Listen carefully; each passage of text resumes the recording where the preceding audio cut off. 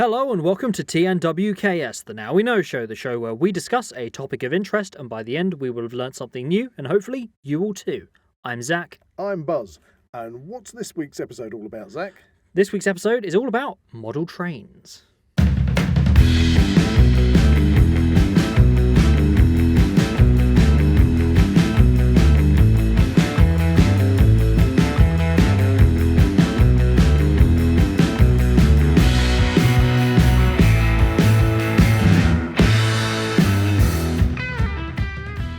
If you enjoy the Now We Know Show podcast, support Zak Wylde Productions on Patreon or join our members on YouTube for early access, ad-free content and exclusive episodes.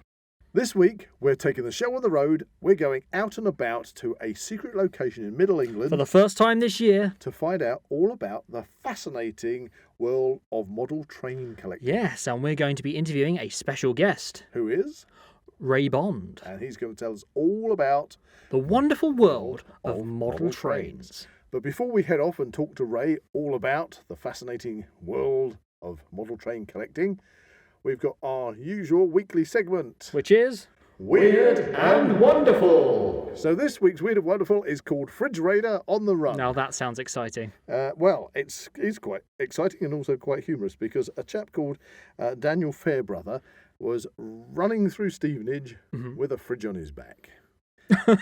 When a police chase ensued, because the police spotted him with his fridge on his back, and they thought, "Hang on, what's going on here? He's nicked a fridge." Hang on. So why did he have the fridge on his back? Well, that's the thing. You sort of think, well, why is this man got a that fridge on does his back? kind of raise questions. Well, it turns out that Daniel is a runner, and he's training for the London Marathon, and wants to see if he can beat the world record for the fastest time to finish the marathon while carrying a household appliance on your back. I can't see many people going for that. He's also a fan of the film Cool Runnings and has named the fridge Tallulah. So, is that so after the bobsleigh? After the bobsleigh. So you've got a situation where there is Dan and Tallulah out for a training run when suddenly the local police spot him and this police chase ensues while he's running down the road, paying no attention to anything, and we've got police cars zooming down there, lights blasting. Oh man! To suddenly find what's wrong? What a sight! What a sight! And they go, "You're Nick's son. Why? For what reason? For what reason? You've stolen a fridge." I'm running for charity, actually. Charity. Oh, oops! So there you go. So thankfully, the police realised, obviously, that it was all in good humour. Yeah, good faith. Good faith. And but there you go. But I just thought it was quite amusing to think that this poor guy is running along with a fridge on his back. I mean, he's gone through enough. Now he's being accosted by police. Now he's being chased by the police.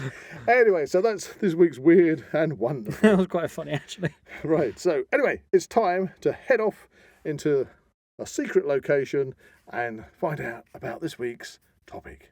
So here we are in a secret location in Middle England with our very, very special guest, Ray Bond, who is a model train enthusiast. How are you, Ray? Very, very well, very well. Right, we're going to discover everything about what it means to be a model train enthusiast. One of our first questions is there an official name for people who collect trains? I mean, just like model railway enthusiast, right? Really. So there's no like trainees or anything like that. No, trackers. Just nothing. Yeah. You know, because some have their own kind of names they end up giving themselves. For me, all this started off when I was just over 8 years old, living in North London. My dad was mad on aeroplanes. One Sunday, took me to see my nan. She lives right by Hornsey railway station. He said, we'll go down there while nan's cooking dinner. Went down there, this almighty massive diesel train went through the station, and I was hooked. I was hooked on trains from then on in at age 8. And wow, I had a completely different experience. Yeah. My dad said, because we lived in Hemel Hempstead when I was a kid. Oh, right, yeah. And way up on the edge of the valley, away from the train station. Yeah. And he said to me one day, let's take you down to the train station so you can see the trains coming through. And I remember we got a platform ticket. And I must have been about 6 or 7, and I don't think I'd ever even been on a train. And he took me on the platform, and it was like, okay, and there's nothing. And then this intercity or something came through, and the sound of it was terrified me. And I just went, I'm out of here. Yeah, and even Oh, today, Dude, I hate trains. even today, you hate the sound of I trains hate- going past. For me, yeah, that screaming sound you get from like not like a what we'd call a puffer train, a steam train. Yeah. But when you get them into cities and they have that Yeah. real screaming noise on them, I feel if there was some kind of monster that needs that sound, it's horrible. But you love it. Yeah. I heard this thing. It's turned out to be a Deltic, and that was me hooked. And that was like 46 years ago. 46 years you've been Yeah, an enthusiast. and I still for trains. love it. Yeah, it's Wow. Yeah, it's still like absolutely everything. I think I prefer model trains to the big ones. I don't know. I don't know. I mean, I do. I personally, I've been to many different train museums, Yeah. and of course, one of the nearest ones to us is up the road. It's the Neen Valley. Up at Neen Valley, yeah. Yeah. I mean, I love steam engines. Don't get me wrong. I'm being a little bit facetious with the trains, but I love the steam engine. And again, there's a place in Cambridge which is a science museum. I don't know if you know that one. Yep. And it's got all the steam generators and everything in there, and it's the engineering on that type of Victoriana you just can't beat it. You know? It's beautiful as well as being totally functional. Didn't they have some model trains at the House on the Hill Toy Museum? Have you ever been there, Ray? No, I Place can't say I know that it's one. over at Mount Fitchett Castle. Mount Fitchett Castle. right. Have you heard of that? It's only it's over at Stansted Stansted. Airport. Yeah. And there's a museum there called being that we are toy collectors ourselves, vintage toy collectors. The House on the Hill Toy Museum is great. Yeah, It's stacked pack. It has full got a whole section on different things, trains, yeah. hasn't it? Yeah. It's quite strange. So anyway, you've yeah, been taken to the train station. You've seen this diesel. Fell in love. As soon as I left school, I knew I wanted to work on the railways. I didn't want to be a train driver. Oh or right, anything so like you that. actually do work on the railways. Oh yeah. wow. I left school in June 1986, and I started my apprenticeship Wednesday, the 27th of August, 1986.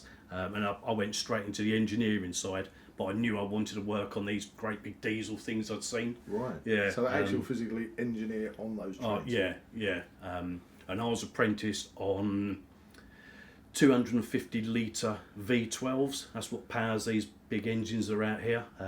They develop about 3,000 horsepower. Wow. All the components are so big, you need a crane for everything. The stuff I learned on just the engine itself, so not the body or the electrics, really, just the power unit with its 12 cylinders was 31 tonnes. Wow. And that's just the engine. When you think your average car weighs 1 tonne complete. And that for the whole car.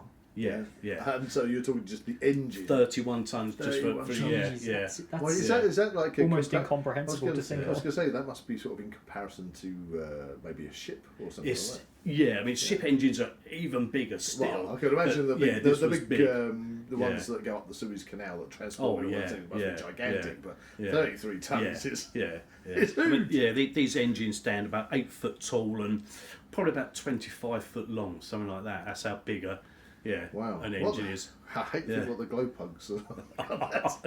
It's very, very big injectors. Yes. Some of the locos, their injectors are a metre, so that's 3 foot 3 inches long. Is your fuel injector that goes into each cylinder. How much fuel do they guzzle? A mile a gallon.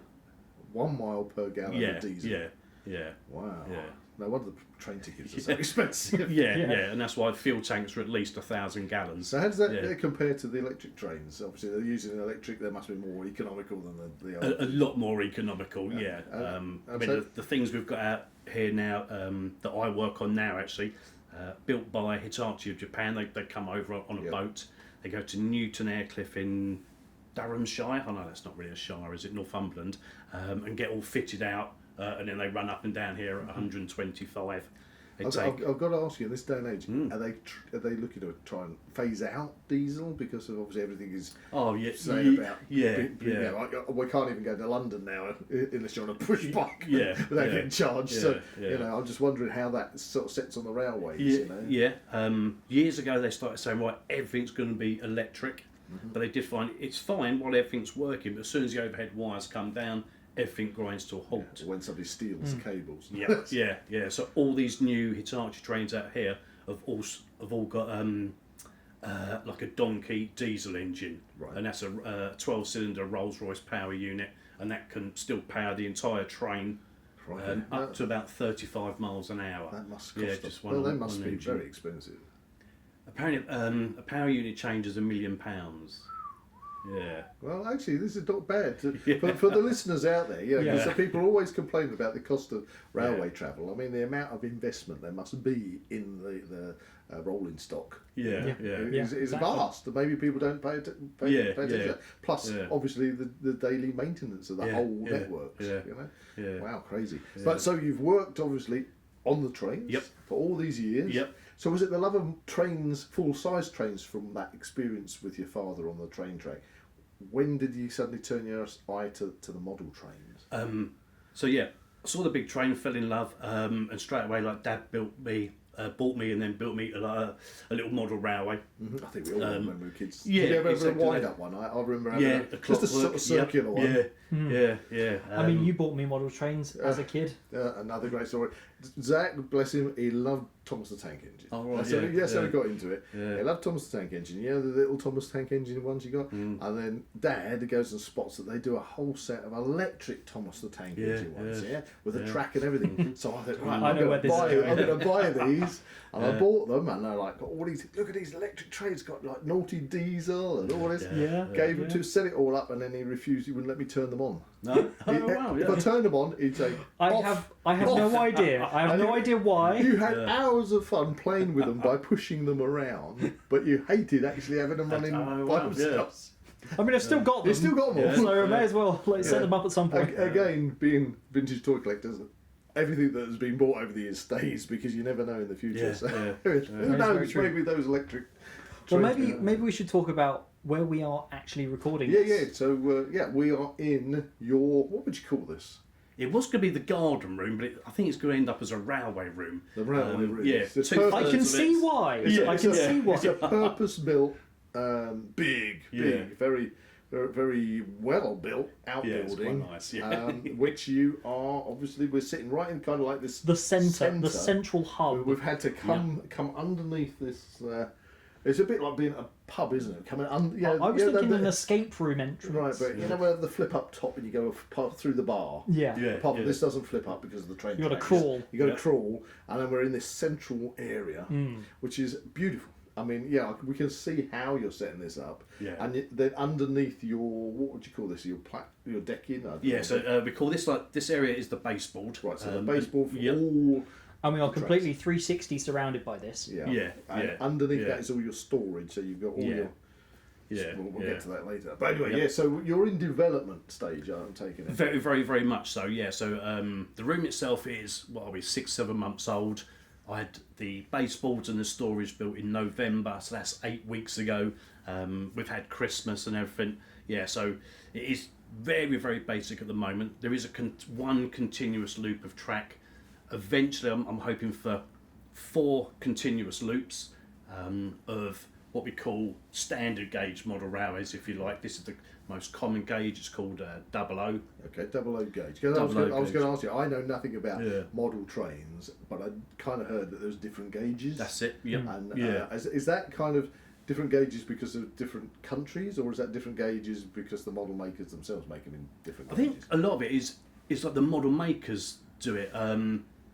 Yeah, I can When, understand. yeah, when you're if- young, if- 00 gauge is quite easy to see and everything. So I'm getting that little bit older to look at like the little bits and The pieces on it. details. I need glasses now. Oh, Yeah. right. Yeah, Yeah. but you can go up. The next gauge up is O gauge. So you 00, and what else? And then up from that, there's G gauge, and the G stands for garden. Oh, was so this that'd one's be is outside. this somebody would sit on sides? Or It's a bit smaller than that. It's I'm trying to think. Well, I think it's about 18 mil. This is what they call 16.5 mil. Is 00. The little smaller, narrower track in the front. Oh yeah. That's called 009 and is 9 mil wide. Okay. Yeah. At the moment, there's a little temporary bit of that. I do intend modelling. A couple of years ago, I fell in love with the old disused slate quarries of North Wales. Oh, I see. So I've got to model that. And We're climbers, and we love Oh, going wow. over to North Wales, Yeah. and Oh, yeah. Snowdonia. Yeah. So Maybe we should do a podcast on that. So you're planning to. I mean, obviously you've got your baseboard here, and Yeah. you're looking to build up, going up the walls or something. Is that how it's yes, gonna work? yeah. A few things I really want to to be able to model is about 20 years ago I went to the Peak District, which is all limestone and then granite. Yep, fell in love with Peak District, so I've got to model like a limestone quarry, and I've got all the engines for it, I've got all the wagons, I know you can't. I've got the building, and that's going to be here.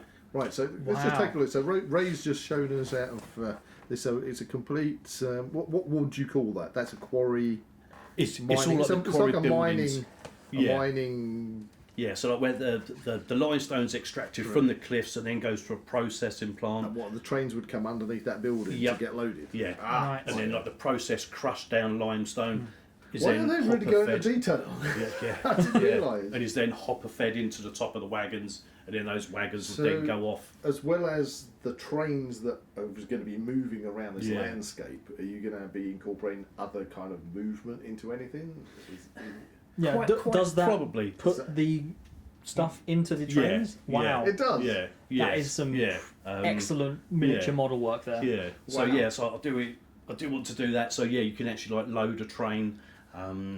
So limestone quarry in this corner. I'm going for like slate quarry over in the corner over there. Any water features at all? Behind you, there'll be a canal. Nice. In that. So we're having like a. So the drop down there. There'll be a like canal. A viaduct or something.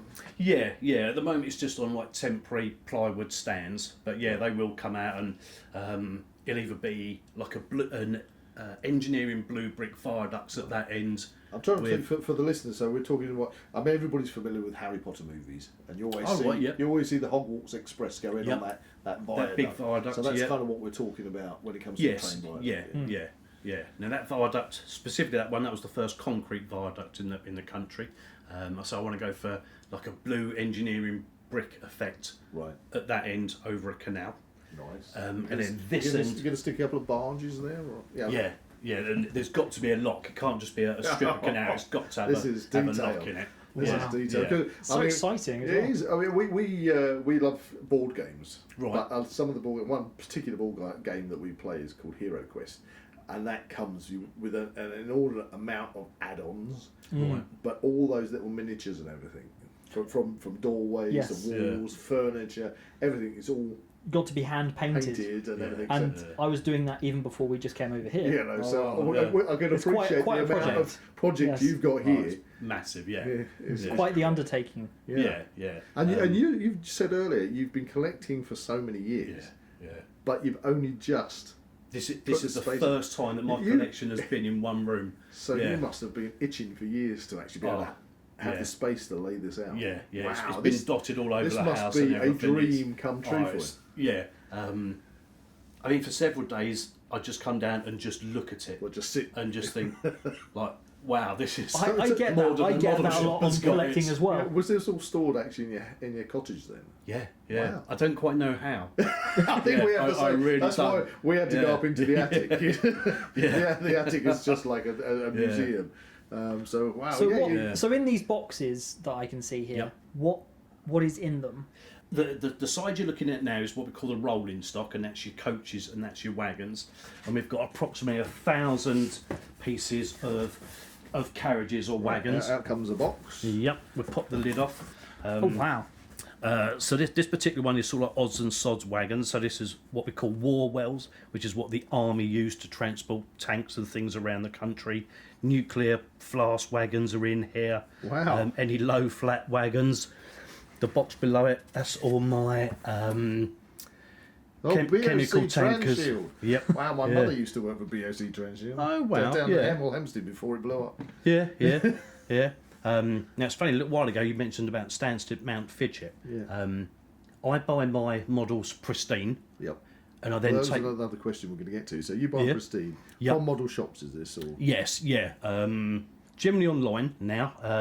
I used to travel around because I work on the railways. I get free travel, so I could go to the shops. Well, that's what I was going to ask you. Do you go to like toy fairs? Do you just use online auction houses or? Yeah, there's a big toy show at Alexandra Palace, North London, once a year. I always go to that, and there used to be one at Peterborough at the back end of the year, which was a very, very good show. COVID stopped the Peterborough one, and it's never started back up again. Yeah, that had a knock on quite a few things, didn't it? You know, It affected Comic-Con a lot as well. Comic-Cons and things, because again, in going to get those vintage things, they really messed up. Yeah. You know, a lot of the event organisers had issues because of the COVID restrictions, and then after the aftermath. So you're getting a lot of this online. Yeah, predominantly now. Does this all come UK or just literally worldwide? All UK, yeah. I only model UK railways using a particular shop at the moment. Can I say it? Yeah. Give them a plug. Kerno models down in Cornwall. Oh, Kerno, it had to be Cornwall. Yeah. Kerno. Yeah, and they are spot on.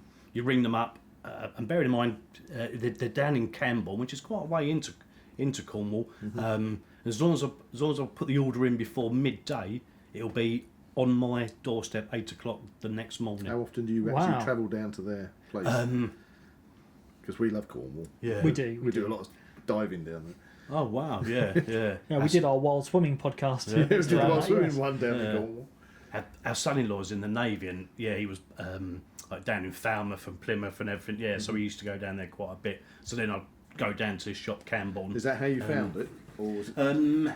Because Go back a few years, we didn't have the internet to call upon. No. So it must have been, back then it was like you'd open something like Exchange and Mark to find stuff, you know. And effectively, there was a magazine called Railway Modeller, and it would showcase people's layouts, but the back of the magazine was all advertisements. All the advert, Yeah. Yes, yes. So I'd ring up a shop and I'd say I'm interested in a Hornby R103. Have you got one? But you'd be describing it, because you couldn't go online to look at browse. You know? Yeah. Wow. Must be a lot easier now.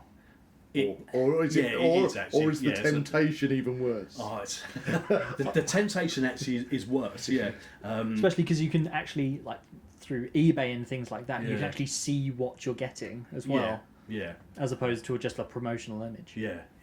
It used to be. I used to use a particular shop up in Middlesbrough, which is a good 220 miles from here. And I'd ring them up, say, have you got a particular loco? Yeah, we've got that one. Okay, can you reserve it? I'll be there tomorrow to pick it up.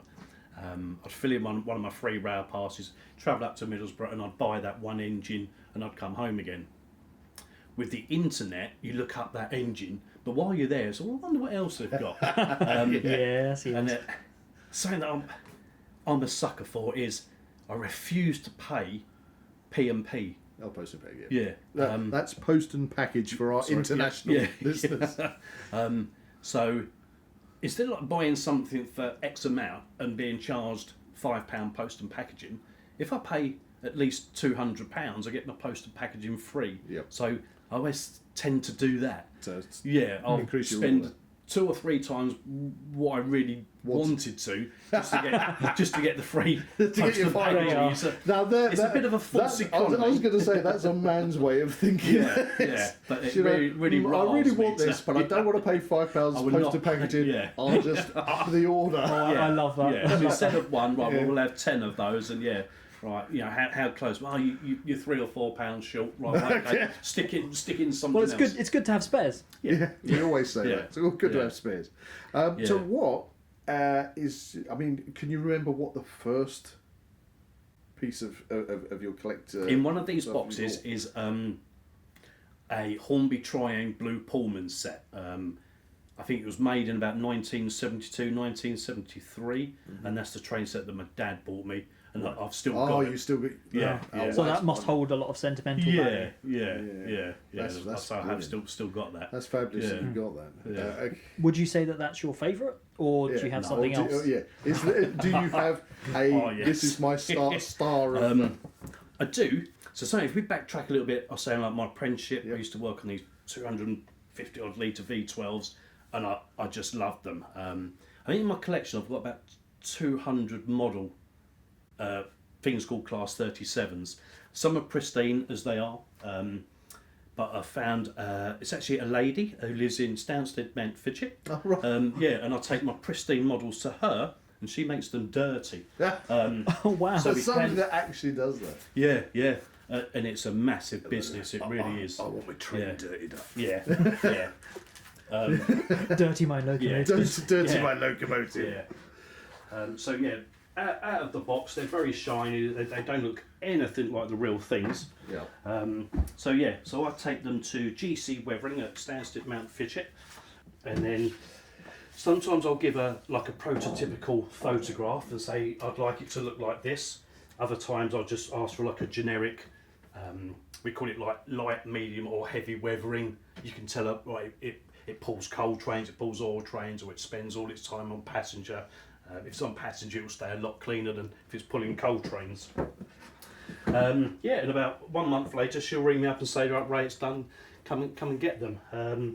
The foam packaging, Zach. Yes, I know what that's like. Zach orders in the foam packaging from Germany. Germany. Oh, wow, It's for all the miniatures. We're just going to move over a little bit, and so this is a brand new one you're getting out. Yeah. So this is how like when you buy them, this is how they look like, Which is Pristine. quite lovely. Pristine. Yeah, it is what we call pristine. Wow, the detailing on that is amazing. I mean, this one is even. It's got a little pussycat on the side of it. Is that a pussycat or is it a Highland, Yorkie? Highland Terrier. Yeah, that was based at a particular depot up in Scotland. Glasses.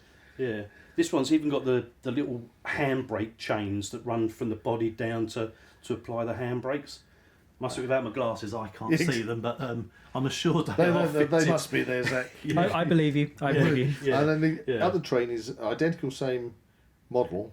Yeah. Yep. But it's all weathered. Yeah. And you can see You can really see that. the diesel staining on it and everything. Yeah. That's amazing that can even be done. Yeah, there are people out there to do that. Yeah. And that particular one has just got a general dirtiness about it. But yeah, there's sort of quite a few others dotted around that, like where I've taken a prototypical. Because prototypical that's what we were pictures, saying and earlier about the miniatures that we paint, is we have to do that ourselves. Yeah.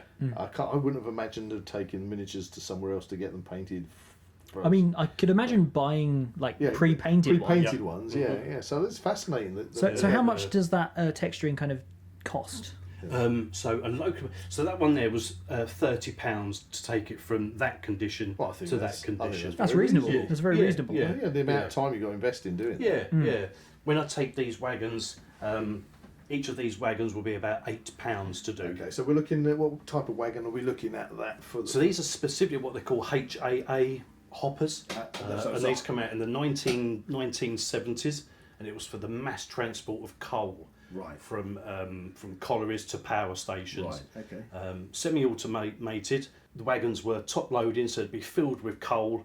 They'd go off to the unloading plant at the power station, and these things are fitted with like semi-automatic doors, and they're operated by handles. And at the side of the track, there'd be posts. As the train passed the post, it operates the handle. So you didn't need a man to do it. Right. Yeah, the train doesn't have to stop.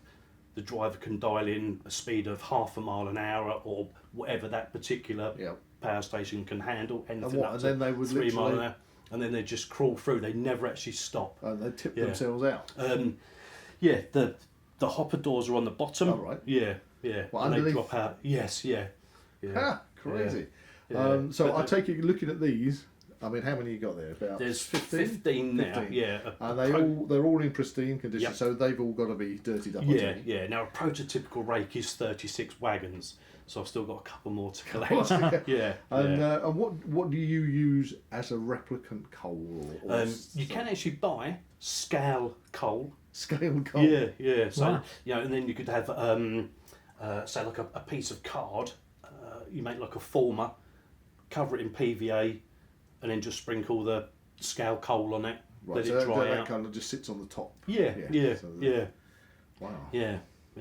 So these ones are top loading, bottom doors, but I do have certain wagons that used to be top loading, and then the couplings on them could actually rotate through 360 degrees. And as they went along, the train would stop. The wagon would be held almost like in a vice, and then tipped through 180 degrees to empty it, and then back again. So with the electrics that drive all this, okay, you've got the fine tuning on it, so you can adjust the speed of your trains and everything. Yeah. I mean, I'm used to literally putting a train on a track, hitting the go button, and off it goes. So can you actually can you replicate these kind of actions on your? To an extent. So I think we are switched on. So we've got a diesel locomotive. Obviously, it's electric, but it replicates a diesel locomotive with 15 wagons. We supply 12 volts to the rail. When you first notch on, it's just a couple of volts. As you turn the controller up, on your I track. think we're all. Okay. Well, look, we've got listeners. We've got a train which is just starting to depart the station. So we'll start her off. There, if you can hear that in the background, it's going to be coming past Zach any minute. I feel like a kaiju. You feel like a kaiju. Yeah. So, Ray, are you going to be having stations? I mean, how many stations on your model railway are you going to be having? It's quite funny. I don't know if I'm going to have a station. I definitely know a limestone quarry, a slate quarry, a canal. This end is going to be big stone and iron viaducts over a river and a road. That's quite hypnotic watching it. It is. Yeah. It's almost very cathartic. Yeah. It's just nice No seeing you wonder go you just around. want to be down here. And I don't know if I want a station. I must admit, So, are you looking to have kind of like lower levels and upper levels? quite possibly, yeah. I definitely want at least 4 loops in here. Four trains, so probably 2 freight trains, 2 passenger trains, 1 of each going in each direction. Okay. So you have 2 north to south, 2 south to north. Then the slate railway as well. Then I'll need like sidings here for the limestone quarry. Are these going to be? I mean, you say about how you kind of modelling them on places you've seen. Yeah. Are they actually going to be modelled on those and be sort of replications of real places? Yeah, with a bit of an artistic modeller's licence as well. Yeah. Nice. Yeah. So are they all controlled via that box I can see over there? Yeah, everything at the moment is coming from this. And again, this controller, I had that when I was like 8 years old. Wow. And it was already a couple of years old then. So it doesn't this is go from out of about date then? 1970. No. All it's got to do is just put 12 volts to the rail. Yeah. And what is it? What's it called?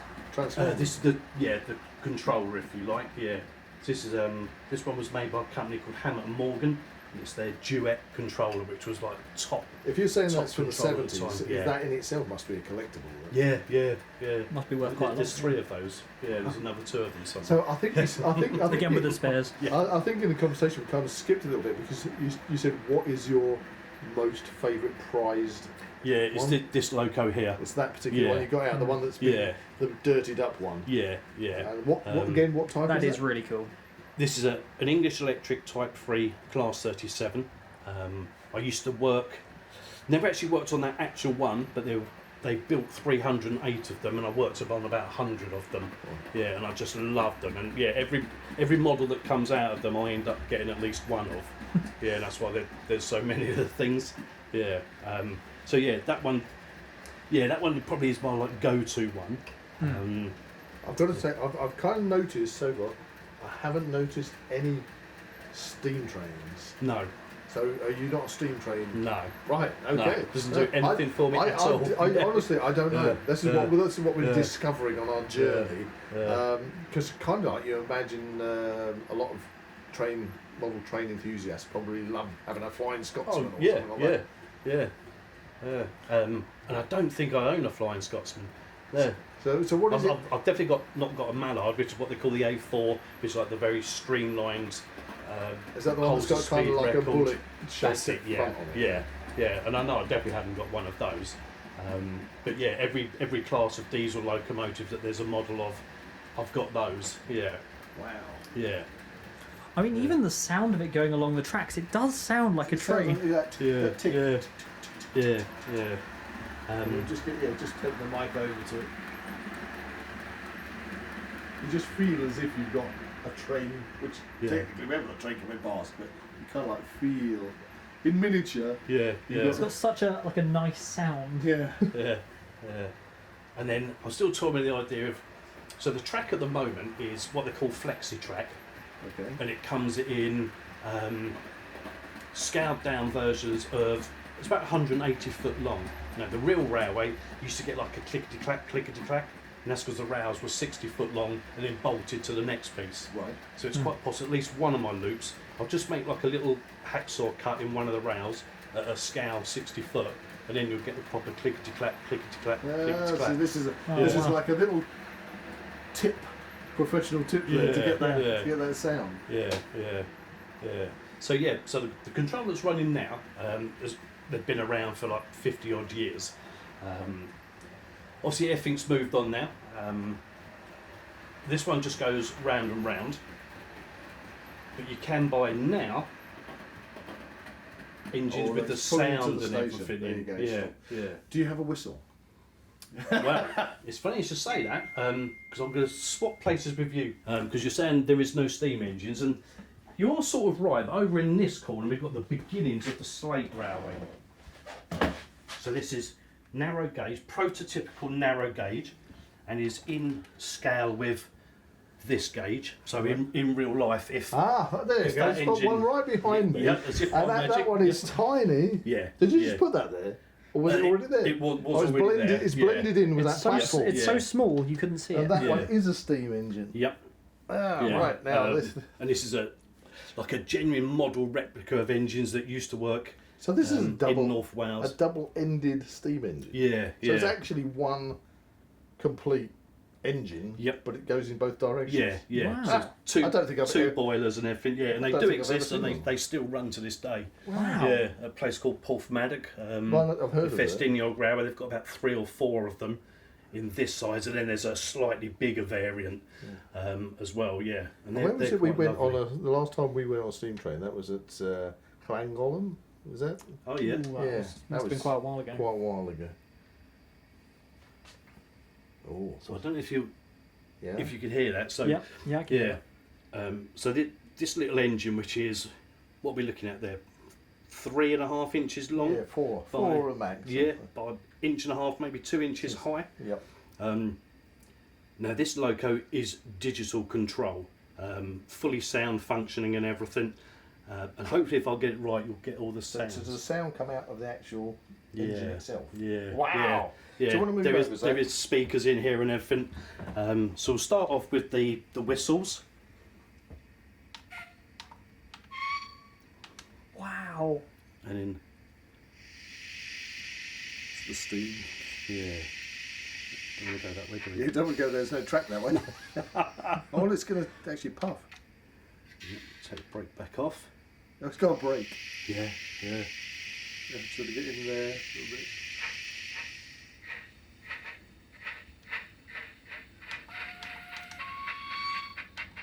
Wow, and you can see it going around as Yeah. well on the wheels. I say you've got all the motion in there and Yeah. everything. Yeah.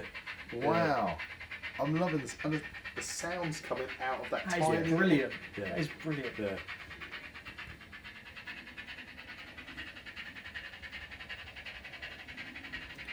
Wow, this is crazy. Yeah. Yeah, the only thing is, the track runs out. It's now It it's does, yeah, turned into yeah. one of those movies Yeah. where So with the big train, to stop it, all you do is turn the power off. This one, you actually have to apply the brake. oh, and it you stopped. hit- It yeah. stopped before it went off You've, the you- other you line. hear practiced that, haven't You you? hear the brake block noise and Yeah. everything. That is Yeah, crazy. because and it did take quite a bit of practice. And loads of times it just kept running off the end, or I'd have to hold it and the wheels would be spinning. Yeah, So you literally, from the control unit, Yep. you are the driver yeah, with the brakes and everything. That tiny little engine. Wow. Is she bringing it back? yeah. Eh. Oh, and it stopped. Yeah. Lost it. Well, it was. It did work, didn't it? It did. It did work, I believe. Yeah. Yeah. Yeah. Oh, it's going. It's going. Okay. Yeah. Oh, okay. We have to point out you haven't got it fully set up. You. No, no. Now all those sounds are in that. You can now get like the sound fitted variants in that size. And if you're going for passenger trains, you get the train stop, you can hear the doors being unlocked, the doors opening, the doors closing, it has the bleeper sounds, it has the guard's whistle, it has train announcements, it tells you like where the train's going. Wow, it's coming into the station again. Yeah, so we'll turn the power off and we'll apply the brakes. Expertly done. Round of applause. But Well done. yeah, several times it fell off. So yeah, because this wasn't a thing that I considered when you were talking about model railways. that you could have that literally realistic sound replication. To such a complex Yeah, way. Because with a steam engine, there must be so many sounds. Oh, yeah, I've not found half the sounds on this thing. I think there's about 30 different sounds. Dare I that ask how much an engine like that must cost? £300. Yeah. That's An expensive hobby. That's an expensive hobby, but also the actual engineering on that little thing must be crazy. It's quite phenomenal, isn't it? Yeah. Because it's actually sitting on the track and it's just hissing gently. Yeah. And like the detail, this particular one is named. So at the moment there's printed nameplates, but in it you do get brass nameplates you can glue over the top.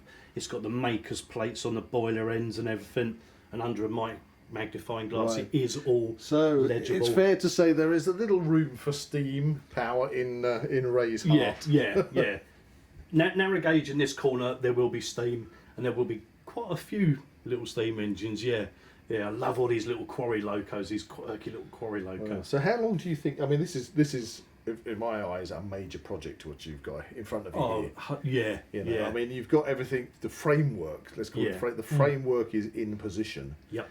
But obviously you've got to take all this track up to start building your landscape. Yeah? That's it. Yeah. Oh, so that must be. It's going to be like the rest of my life. I know it's because like ideas evolve and everything. Like so, slate quarry here, limestone quarries, canals, rivers. But as I do it, I might find, well, actually, no, I don't want the canal there. I want the canal at the other end. So, as you go on and you do something, and you'll be like, oh yeah, that's good. But if plans adapt and evolve. And does it sort of change depending on what trains you actually have out? It does as well, yes. Have you got to kind of think to yourself? Well, obviously, you're the only person who knows the trains in your collection, and you're going to say, well, this isn't going to look right. It's like say if you've got a certain landscape and you stuck a Japanese bullet train in it, it maybe it wouldn't look right. Do you sort of think, no, I've got to that point. I want to change the landscape. To fit in a different. Because obviously you've spoken about the canals and the quarries and everything. You haven't mentioned kind of an industrial or cityscape area, you know? And I don't. I don't think there's going to be a station. So is it going to be literally based within the countryside? Is that what we're looking at? I rather think it's going to be. So you're not going to have a train going through a miniature Stevenage then, or something? No. Stations take up too much room to have like a full length. So I have got like express trains that are 9 foot long. So to have like a platform 9 foot long to take it, you're taking up so much of the baseboard, and like when the train accelerates away, it's then going to go into a curve, and you're not going to see the train for that long. So I think, well, no stations, you're always going to be able to see the train. Are you going to be putting other little details in, like maybe sheep on the mountains? Oh yeah, and things like that. You can have the little people. Yep. Cool. That's amazing. Yeah. You say a lot of the details. So this track here is modelled with wooden sleepers. Okay, so these are actually they are plastic, but plastic, under a microscope. That's a magnifying glass. That's it. Yeah, they've actually got like wood effect in them. Yeah. Over this side, for instance, here these are concrete sleeper track because like wood did rot, even though they were soaked in creosote for like a month on end. Yes, it takes a long time for them to rot, but invariably they do rot. And then so they went over to concrete. Centre after that. Exactly that. Yeah. And now quite often we use steel sleepers. If I use concrete track, if I did ever run a steam train, that's not prototypical because concrete sleeper track wasn't around when steam trains were going around. Although, as you say that, we sometimes get where we live, we sometimes get the odd steam train comes through. Like heritage train. So they run them on a modern track. Yeah. So again, modeller's license and everything. Yeah. So. Because I heard, people, I think they queue up to see is it the Flying Scotsman? Flying but there actually is only a tiny part of it is original. It wasn't part of the undercarriage or something. If any, the rest of it is actually new. It's like Trigger's broom, isn't it? It throws up that kind of question of if you have In this case, we're talking trains, but if you had a sailing ship and you have to keep repairing it and you replace bits of it, and you can continually do that, take it out of the dry dock and you can replace. When does that ship stop being the original ship? Yeah, that is true. Like Trigger's broom. Yeah, I've had this broom all my life. It's had 7 heads, 4 handles. It's not the same broom, but it's still Trigger's broom. It's the broom, that's it. Yeah. So how many trains in all have you got? Has there been an official count? No, there hasn't yet. So on this side, there's approximately 400 locomotives, somewhere between 400 and 500 locomotives. And then this side is approximately 1,000, maybe a bit more, of combined coaches and wagons. Wow. So Yeah. he's out in front of your Dalek collection at the moment. Yes. Zach's a great Dalek collector, and we've had several hundred Daleks. We're working on it. I don't think and 2 full-size ones. Oh, 2 full-size ones. Wow, yeah. Oh, fantastic, yeah. So yeah, I would say I've got all the rolling stock I need. Unfortunately, the companies do keep bringing out new stuff in new colours. I've got to keep tempting you. I've got to have that as well. Well, of course. Yeah. So this particular engine that we looked at earlier, the weathered dirty one, was made by a company called Bachmann. Last year, a company called Curascow brought out a new super duper all singing, and it wipes the floor with the old Bachmann one. So my 150 odd Bachmann Class 37s are obsolete, if you like, and need replacing with the Curascow ones. But surely, I'll keep them side by side. But surely they become, don't they become even more collectible? Yeah. I mean, like anything, as people replace things, then the older ones become fewer and fewer, or they get damaged, and that one makes them become more They appreciate in value, don't they? That train's making different noises. Yeah. Is that the engineer's That's like the boiler being raked out. And stuff, and we didn't touch anything. It just does it. Wow. Yeah. That's really cool. It's just on like a timed loop. You can listen to the guy. Yeah. Literally sounds like he's shoveling coal. Yeah. I say that some of them had door slams and like one of the buttons will replicate the noise of the coupling being put over the hook of the vehicle next to it. And things. So it's, but the thing is, you haven't touched the control box, so it's just doing its own thing. So mate, it's just like hissing there, like a steam engine. But could you imagine having this whole display? I mean, was there an official name for this? Layout. Yeah, so having this train layout with several different kind of trains on it, and making things going on, all at the same Yeah. time. Have you actually? That's a good question. Have you considered maybe putting underneath speakers in or anything, so you can have the sounds of the slate miners doing their thing in the slate mine? So you maybe could the do, odd animal on the hillside. Yeah, and some layouts are doing that. We can record that. So, like seaside layouts that have seagull noises and things like that. And say like country layouts, you will get like farmyard animal noises. Get off my land! And you like the noise of a tractor ploughing a field and stuff, and you can get it all. I'd go as far as say there's nothing that you cannot buy if you wanted to replicate it. Wow! Yeah, you're only limited by your imagination, really. I'm going to say I am blown away. For my first step into the world of model railways, I really didn't appreciate how in depth it is and what it can do. I mean that it's just that one little train you've shown us has blown me away, and to think of as we just described this whole layout and if the complexity, the potential complexity of it all. So Ray, it's been an absolute pleasure. Thank you. For you to indulge us. Couldn't we come back in the future? Of course, once this layout starts to take shape? It'd be an absolute pleasure. It would be great to see it develop. We would love to see this, and I'm sure the listeners will love to catch up and find out how it's going. Have you got any kind of advice for people looking to get into model railways? Don't do it. It's too expensive. Just watch it from afar or go to a model railway show. I think for me, because I've been collecting for so long, 40, 45 years, as a new model come out, I would get one of it. Now that it is time to actually put my layout down and everything, I'm looking at sort of like scaling back my collection. My sort of favourite times, if you like, were from the middle of the 1980s, probably to the end of the 1990s. That's when there was still diesels running, AC electric locomotives, and what I like to think of the railway as real. Everything now is just plastic. It's just had boiling water, and you've got a new train. But no, all the older stuff that was properly built in engineering workshops in our country and everything. Yeah, that's what I want to model. Yeah.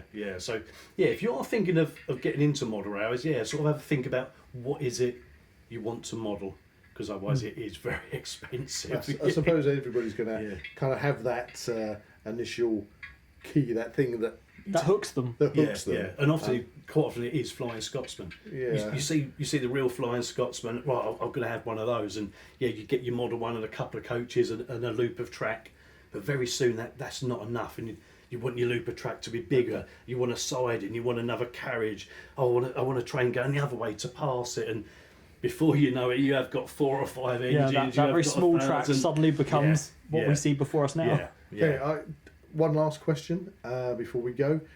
Because obviously it's electric. Yep. And we're living in a time when everybody's like, everybody's got to be eco. What kind of cost to run something like this? Is it very low cost? I'd like to think so. Put it that way. Like I said, the controllers, that one only pushes out 12 volts DC. This one puts out 16 volts AC. I was just thinking, if any parents are listening and their children have decided, they really want a model train out, get into model trains, they've not got a fear that it's going to cost them a fortune in an hour. Yeah, the locos take like milliamps. Right. Even like a big heavy loco pulling at a load, it's only taking like half an amp. So it's not. So actually, that part of it is a lot cheaper than actually buying. It's just I think it needs to be. I think it needs to be. Yeah.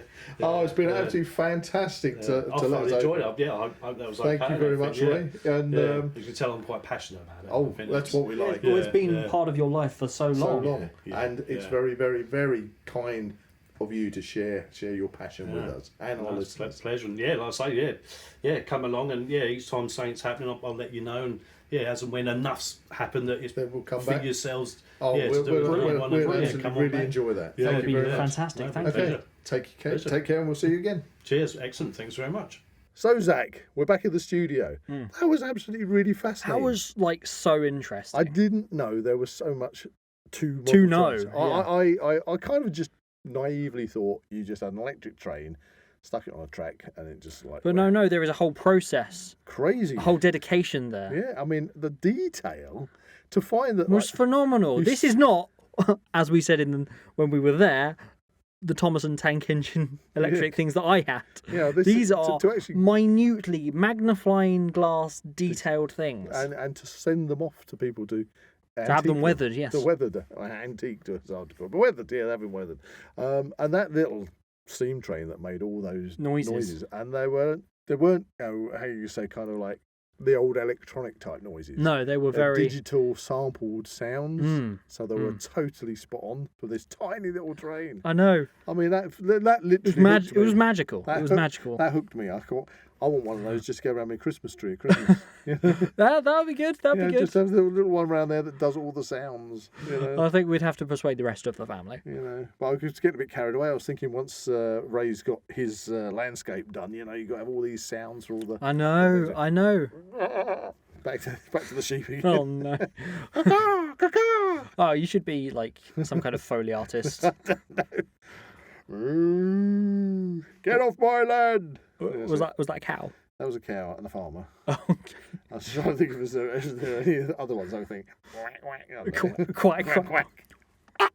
What the hell was that? It's a duck. I don't think you'll be a Foley artist. Oh, sorry. That's savage. Anyway, that's savage. Anyway, it's been an absolutely fantastic episode. I hope the listeners have found the subject fascinating. And there's so many other things we can discuss on that topic. I'm really looking forward to going back in some point in the future to see how Ray has developed that whole space, and done all that wonderful landscaping for it. It's just going to be like totally amazing, I'm sure. So before we go, it's that fateful time of the podcast where we go to the mystery hat of mystery, the Sherlock Holmes hat of topics. Let me reach across the studio. I have the hat in my hand. It's getting very thin on the ground. Thin on the ground on topics for our exclusive episodes available for our patrons and YouTube members. Dive in there, Zach. So the next topic for our patrons and YouTube members will be Ooh, what's it going to be? Ooh, Drum roll. interesting. See, Foley sounds. Episode 26. Episode 26. Any ideas? Any ideas? Stab in the dark. Stab in the dark. Go on. Any ideas? Bigfoot. No. Oh. Ghosts. I mean, along those lines, surprisingly. Oh, really? Okay. Ish. Vampires. It was close to that point. Werewolves. Yeah, I give up. Halloween traditions. Oh, ghosts. Gotcha. should have got that one. Anyway. So that will be available on Patreon and available to our YouTube members. Thanks for listening, everybody. It's been a blast, and we'll catch you in the next Now We Know show. If you enjoyed this podcast, please like and subscribe to this channel and comment below any suggestions of topics or activities you'd like to listen to in future episodes. That's all aboard! Goodbye from Zach. And mind the gap. Goodbye from Buzz. You can find the Now We Know Show podcast on YouTube, Spotify, Amazon Music, and Apple Podcasts. Keep up to date with everything ZWP on Facebook and Instagram, or visit the Zak Wylde Productions website at www.zakwyldeproductions.com. And remember to join us on Patreon or become a YouTube member for early access content and exclusive episodes.